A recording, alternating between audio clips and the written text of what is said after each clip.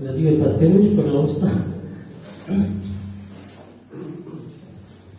Добрый день. Я прежде всего, конечно, хотел сказать, что спасибо за то, что вы признали во мне мое творчество.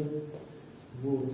У вас какое-то было заседание, да, и я смотрю потом ваше выступление, что, в принципе, было неожиданно для меня, что такую награду подготовили. Вот. Сегодня я получил эту награду, и мне она дорога тем, что все-таки это медаль является посвященной как бы Крылову, иконописцу, который жил в XIX веке. Вот. И награды-то не так уж много кто получил. Я 16-й, вот, за все это время. Ну, что бы еще хотелось сказать. Конечно, вот этот вот проект, который ведет Басам Фатхи Аль-Галави, это замечательный проект, который несет в себе добро и объединение художников, которые именно единым живут порывом нести в этот мир добро через свое творчество. Вот.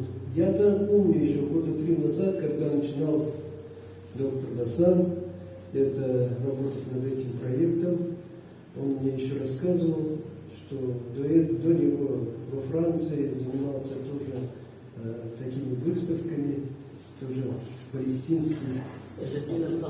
Да. И, в принципе, он, как говорится, и этого палестинца, который занимался таким добром, пропагандировал искусство, добро в мире, его каким-то образом уничтожили, убили. Вот. Я вижу, доктор Басам занимается этим от всего сердца, от души, воли своей души. Вот. Потому что такое происходит в мире, когда именно непосредственно искусством художники могут выразить какой-то протест против насилия. Вот. Несут добро в этом мире. Начиналось очень робко, при мне еще это 3 года назад. Были такие работы, которые просто приносили случайные не по теме, там, и так далее, пейзажные работы. Но доктор Басам правильно, он подсказал, говорил, в общем-то, художникам, что здесь должны быть содержательные работы, сюжетные работы, каких-то личностей, да, нужно палестинского движения, освобождения. Вот.